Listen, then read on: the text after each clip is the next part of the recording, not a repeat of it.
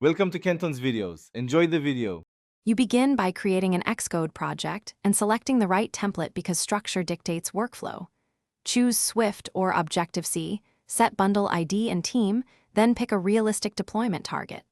Once created, organize files into folders, add a test target if needed, and enable Git to track changes. Run the app on a simulator right away to confirm the build succeeds. This first validation saves time later. It verifies code signing and basic project configuration before you write feature code. Now you implement core features with a consistent architecture like MVC or MVVM so maintenance stays simple. Connect outlets and actions from Interface Builder, then write small, focused functions and corresponding unit tests as you go. Use breakpoints, the view debugger, and instruments to inspect performance and memory.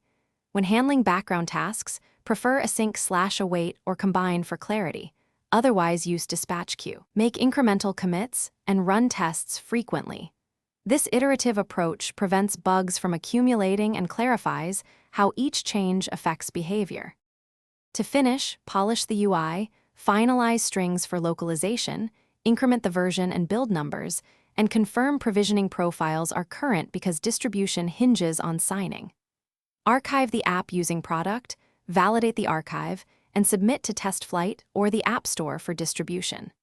If something breaks, start by cleaning the build folder and deleting derived data. Then reinstall pods or SBM packages and verify certificate and provisioning settings.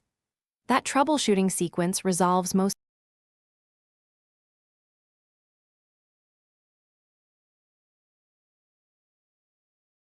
Thanks for watching. Consider subscribing if we helped you.